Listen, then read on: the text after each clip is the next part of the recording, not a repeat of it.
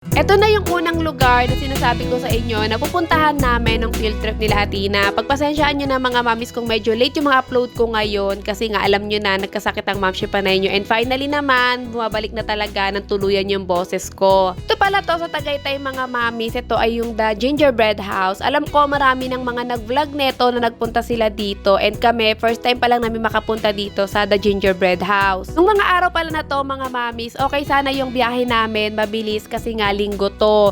Pero ang pinaka naging problema lang talaga namin ay hindi talaga maganda yung panahon, umaambon, umuulan, pero tuloy pa rin ang gala. So pagpasok nga namin dito sa The Gingerbread House, ay talaga namang napakaganda agad ng aura. Narelax talaga agad ako mga mamis. Actually, paboritong lugar ko talaga itong Tagaytay. Pero alam ko itong Gingerbread House, bago-bago lang naman din talaga nagbukas to. Hindi nga ako nagkakamali, base sa pandinig ko sa sinabi ng tour guide, itong The Gingerbread House daw talaga, ay hindi naman daw talaga to open to public dati. Para lang daw to sa mga kamag-anak or family nung may-ari neto. Pero dahil meron daw nag-suggest na friend nila na gawin daw nila tong pasyalan, yun, nag-try sila. And ito, isa kami sa mga nakapasok dito. Dito pala sa The Gingerbread House ay meron silang isang maliit na museum. So ang laman ng maliit na museum na yan, itong mga may maliliit na mga bahay na hindi ko alam kung saan gawa to pero may mga ilaw. And ang gaganda niya mga mamis. Habang pinagmamasdan ko nga tong mga maliliit na bahay na merong ilaw na to, parang nakikita ko yung mga bahay sa ibang bansa, lalo na kapag nag-i-snow. Parang ganun yung atake netong museum na to mga mamis. Gaya nga nung sabi ko kanina, maliit lang tong museum na to, kaya isang parang pa-letter U lang itong mga maliliit na bahay na makikita nyo mga design dito na merong ilaw. Pero okay na din kasi relaxing din sa mata, tsaka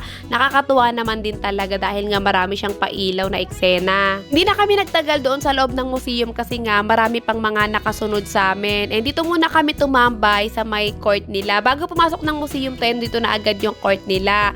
Actually, nahiwalay kami doon sa mga kasama namin sa bus. Kasi nga, syempre, bida-bida ang mamshi panay nyo, nagparauna.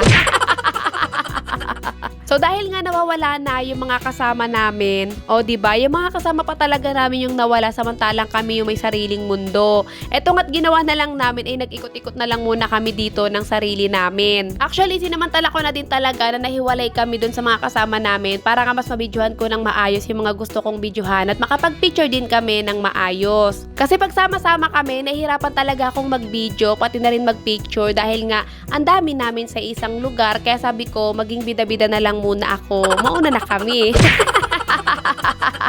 Gaya na nga lang ngayon mga mamis, kitang-kita nyo naman, very aurang-aura ang mamshi panay nyo kahit masama ang pakiramdam. Siyempre sinamantala ko na to mga mamis kasi alam ko naman na hindi na ulit kami makakapunta dito. Kung hindi pa nga magkakaroon ng field trip, hindi pa kami makakarating dito. Actually mga mamis, nung mga araw na to, hindi lang talaga halata sa video pero ang lakas talaga nung ambon yan. O diba, masama na yung pakiramdam ng mamshi panay nyo ng mga araw na yan pero sige pa ang paambon. Ito yung sinasabi nila na para sa views, gagawin mo ang lahat kahit magkasakit ka pa. Charot! Pero natutuwa ako mga mamis kasi hindi lang si Athena yung nag-e-enjoy, pati na din si Mama. Hindi ko nga alam kung field trip ba talaga ni Athena to o field trip ni Mama. Nilampasan pala muna namin yung The Gingerbread House na nakita nyo kanina kasi sasabay na nga kami sa mga kasama namin. Sunod nga na tinignan namin na itong fish pa nila. Meron silang fish pa dito mga mamis and pinatry ko kay Athena kasi nagtry yung mga classmates niya. Bale, ang pinahit pala namin dito ay 50 pesos lang for 15 minutes. Sabi ko nga kay Mama kung gusto niya itry din niya pero ayaw niya, natatakot ata. Gusto ko din sana pero natatakot din ako. Lalo naman ako mga mamis kasi alam niyo naman tong paa ko. Konting tusok lang talagang namimilipit na ako sa sakit. Kaya ayan mga mami, si Athena na lang ang nag-try dito sa may fish pa. Actually, isa din to sa mga bucket list ni Athena or sa mga gusto niyang gawin or matry ang magpa-fish pa nga daw. And hindi naman din namin nakalain mga mamis na dito sa The Gingerbread House ay meron din sila ditong fish pa. Kaya ginrab na namin yung opportunity para nga matry ni Athena. Hindi na namin tinapos yung 15 minutes ni Athena mga mamis kasi parang nararamdaman ko na unti-unti nang nangihina yung mga isda. Charot! Pagtapos naman magpa-fish pa ni Athena, dito naman kami sunod nagpunta sa Candy Village. So galing na lahat yung mga ibang kasama namin dito, kami na lang ang hindi pa. Bali, pababa pala to mga mamis. Yung iba nandun na sila banda sa baba, kami dito pababa pa lang. O diba, mas okay na rin talaga na nauuna or nauhuli kami kasi mas nakakapag-video ako ng maayos. Medyo mas nakikita nyo ng maayos. In fairness naman dito sa The Gingerbread House mga mamis totoo naman talaga na maganda dito. Lalong-lalo na nga kapag meron kayong mga kasamang bata kasi nga sobrang may enjoy talaga nila dito.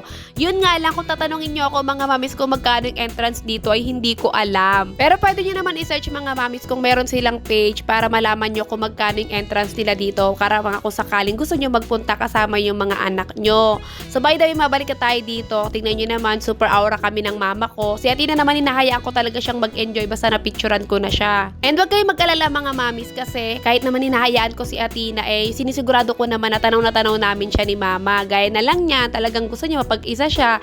Kung napapansin nyo, ang lakas na ng ulan yan mga mamis pero hinayaan ko lang siya. Ayoko kasi talaga mga mamis na kapag mayroong gantong mga lakad suway ako ng suway kay Atina na wag ganito, wag dyan kasi nga gusto ko ma-enjoy niya yung lakad.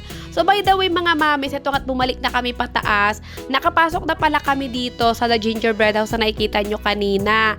Bale ito nga, meron sila ditong mga coffee, meron silang mga frap, and meron din silang mga konting pastry. Bumili si Atina ng isang macaroons, nagkakahalaga ng 95 pesos. Ngayon pa nga lang mga mamis ay bubulungan ko na kayo. Medyo may kamahalan talaga yung mga parinda nilang pagkain dito, pati yung mga souvenir. Kaya kung sakaling pupunta kayo dito, pwede naman natang magdala ng pagkain or sarili nyong baon, magdala na lang kayo. Etong part pala na yan mga mamis ay dito na yan sa loob ng The Gingerbread House. Mas marami din silang mga ganap dito sa loob. Bukod nga meron silang cafe and meron din sila ditong taas kung sakaling ang ayaw nyong magkape or pumwesto doon sa baba, pwede kayong umakyat sa taas. Pagkatapos nga namin doon sa loob mga mamis, ito nga dumaan kami dito sa may mga photo booth kasi nga kanina pagpasok namin meron silang mga pa-picture na eksena pero babayaran to mga mamis. Ang bayad namin dito ay halagang 200. Nasa sa inyo naman yan mga mamis kung kukuha kayo ng copy or hindi kasi okay lang din naman. Nakalabas na kami ng The Gingerbread House. Ito yung sinasabi ko sa inyo kaya pinag-iipon ko si Atina kada may alis kami